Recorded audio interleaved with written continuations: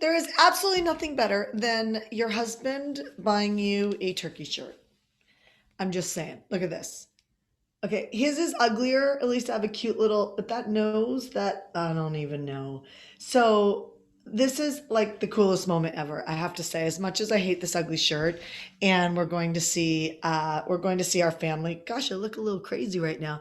We're going to see our family, and I'm gonna have to wear the ugliest turkey shirt. And I'd rather look cute and get dressed up and be a girl. And I'm gonna wear this ugly turkey shirt. But I had this moment where I was like, that's the man I married.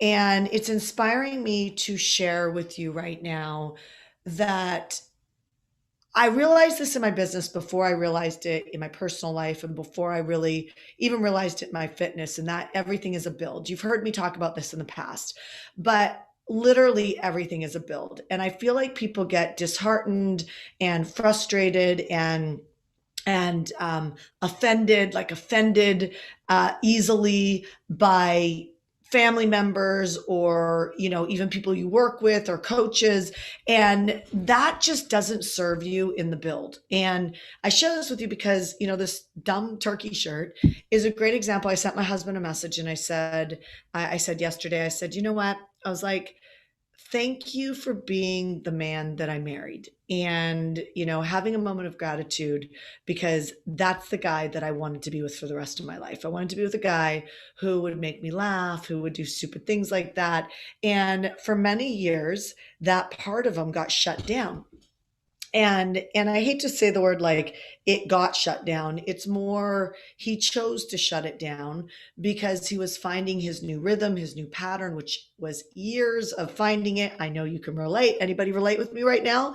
Right? There's just like sometimes you go from single to being in a relationship, and it's not as easy as it looks on paper to really find your new rhythm. You can move to a new city, or I love going on vacation for extended periods of time because I love routines. Like I love finding my coffee shop that I love to go to. I love breakfasts. I love beaches. I love walks on the beach. I love, finding my run that I'm going to do, or finding the gym that I'm going to work out. And I actually like routine. And I don't know if you do. Do you like routine? Let me know if you like routine. Put routine below if you like routine. But and truly do that, because it's I think it's always interesting to me to see if people like routine or they don't like routine, and seeing how many similarities we actually have, which brings me down to knowing your audience, knowing your avatar, knowing what do you need to do right now to be able to connect in a deeper way before now and the end of the year with your customer or client. And so a lot of times people spend a lot of time trying to better us, become a better speaker, become a better marketer, become a stronger CEO, manage my mind better, all really important. But the truth is that the secret to success that I've found is to stop focusing on me, stop focusing on you, stop, like you're in the pursuit of getting better, but you get better from taking action, and really look at how do you fall in love with your customer or your client more. And and even a great example right now, like I'm looking at myself in the video and I feel like I look super sloppy. My hair is like kind of, coming. It's real, by the way. It's not coming off, but my hair is like, not really done nice. And, how many times and how many years, I'm going to do my hair in front of you. How many times and how many years have you wasted, right? Trying to look good, trying to get it right. And, the art of success really comes down to showing up looking like a mess, like you're a messy miracle. And if you can get that you're a messy miracle and you can get other people are a messy miracle, you have the bandwidth for, like, let's say your spouse to spend years trying to find themselves, or you spend time, you give yourself grace to spend a few years trying to hit the $1 million mark in your business. And the truth is, if you're not hitting the $1 million mark and you want to hit the $1 million mark, then the question is, are you following the right plan? Are you following the right plan, or are you not executing on the plan? Does I said this a few weeks ago, like, does your calendar actually represent your goals? Like, if I look in your calendar, you want to make more money, is it really representing making more money, or is it building something for the future when you need to make money now? So I love about our products and programs. When we teach people how to build audiences, I can't force anybody to take the coaching, but if they take the coaching, they're going to be in the money anywhere between 30 and 90 days. But if they don't take the coaching, or they get emotional, or they get mad because things aren't working out, or they get offended because, things aren't working out, they don't realize that, it's in the struggle that your character is built. I used to love to hire people when I was doing events. You know why? Because I can tell exactly who somebody is by the way that they react to being offended, or exactly who they are based on, do they really have my back? Or do they really have your back? Or do they really have the ability to walk through a hard moment? Or are they going to become a hot mess?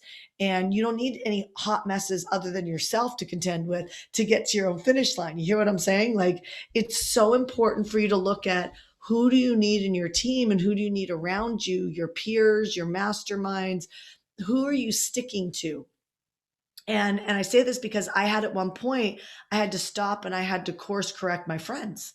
And everything about building a successful life and business is actually looking at, instead of sitting in the problem and what's actually wrong with the problem. Is this resonating with anybody? Yes or no? Is this resonating with you? Yes or no?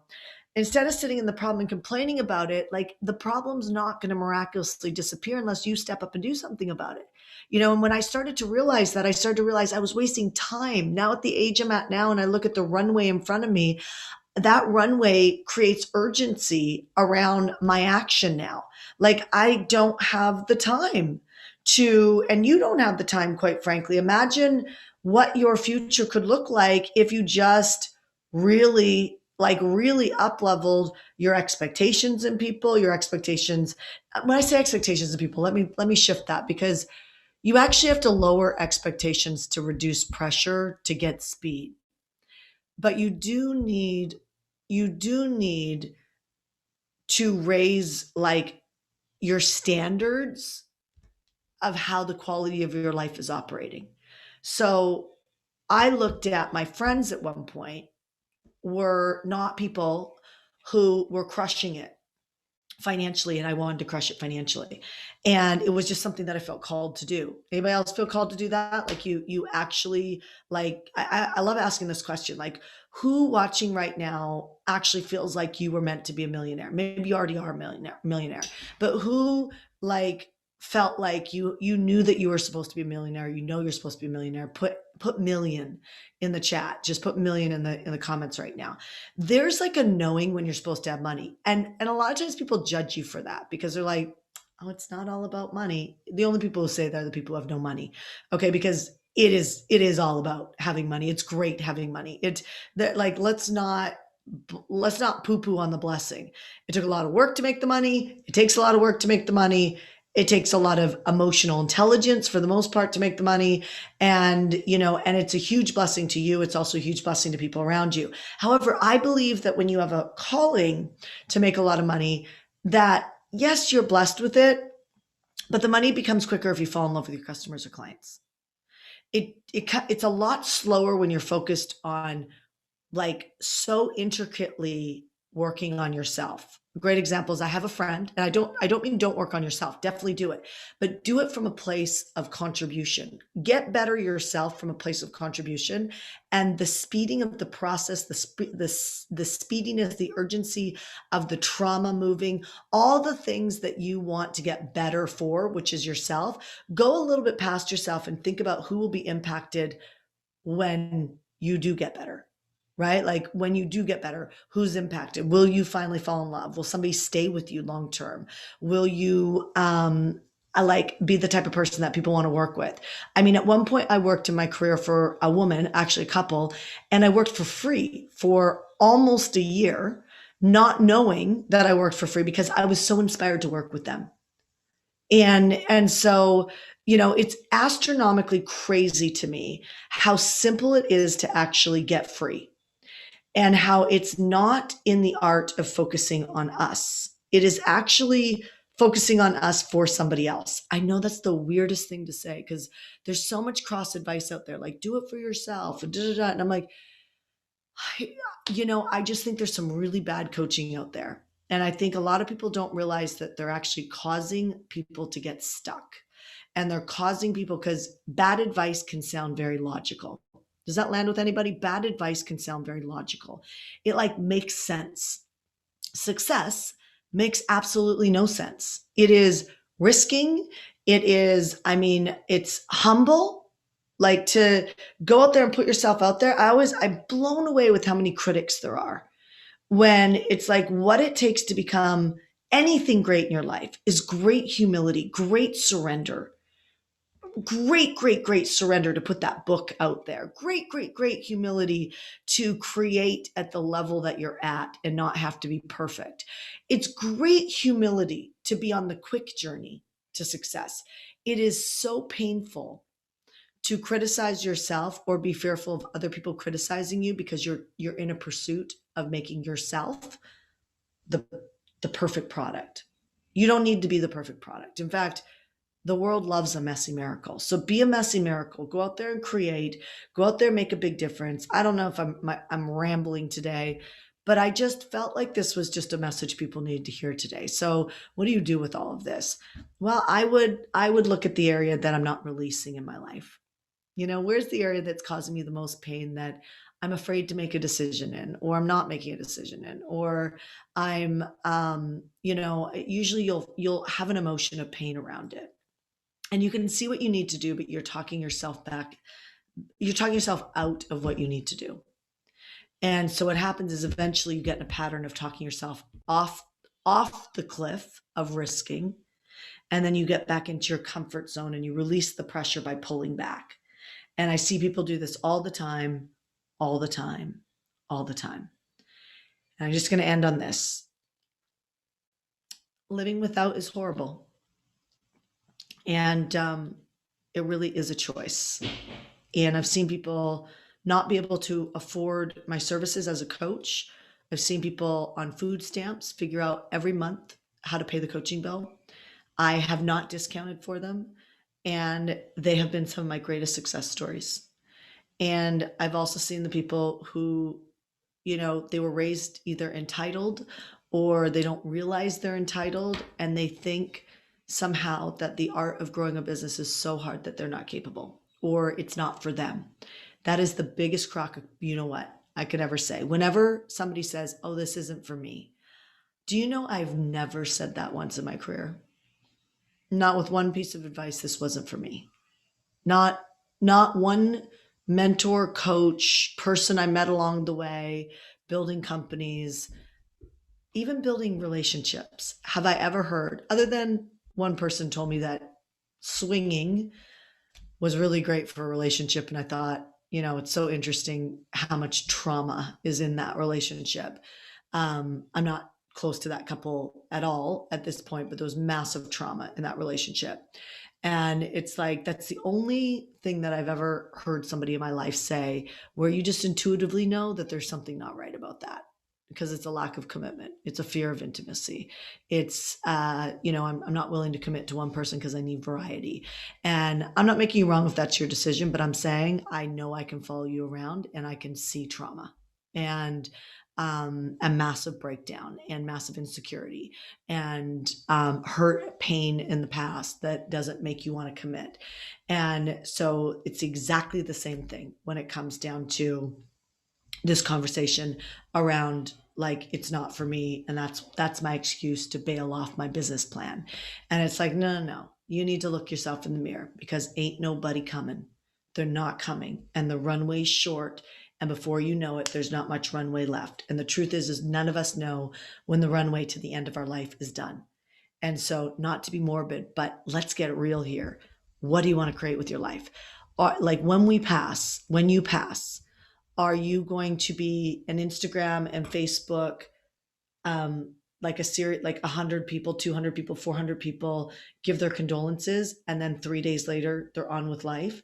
Or are you going to be somebody that they're quoting over and over and over again because you transformed their family's life? I know you have what it takes. I know there's something in you very, very valuable that people need and that people will be talking about from generation to generation. Your effort and your willingness to follow through is literally placed on that. So look for the area of pain and then look for how could I be humbly or in humility? How can I operate in humility to release this into the world? whether that is a relationship to release it back into the world, whether that is a book, whether that's a webinar, whether that's releasing your money to a mentor or a coach and finally making that decision. I don't know what you need to do, but I know that you do. And I trust that. Final last words. As you might know, I am on the third truck. I'm filling the third truck for toys with toys for underprivileged children. I would love it if you haven't helped yet to help. Above, you can see the Heartcore Gives URL. If you could go there, even send it to a couple of your friends. I will, if you've already learned my list building, awesome. Maybe you want to come sit back through it again and train yourself again. The art of repetition is going to make you a master. Or maybe you know a friend or somebody else that would like that ticket. My point is everybody who donates whatever amount of money to Heartcore Gives above and helps me fill the third, we're so close, the third moving truck, then I will match your money and I will give you a ticket to my List Power Intensive training. I'll teach you how to build audiences, customers. You ain't making no money unless you got some great people to serve. And so I happen to love our audience. I love you. And I feel so blessed that I get to train you and be with you and help cultivate your business. Some of you I coach, and some of you I'm going to coach in the future. And some of you I'm just a word of encouragement. But whatever I am along the way, if you want to give to Heartcore Gives today, that would be really awesome. Or send it to maybe 3 of your friends who maybe are entrepreneurs who would be blessed to come to my list building program. I'm going to teach it first week of December. It'll be the last one of the year. And then I'm going to go off for my ski season. So that'd be awesome. If you have it in your heart to give, let's fill 3 moving trucks for underprivileged kids. All right, you guys, I'll talk to you soon. Talk to you soon. Bye.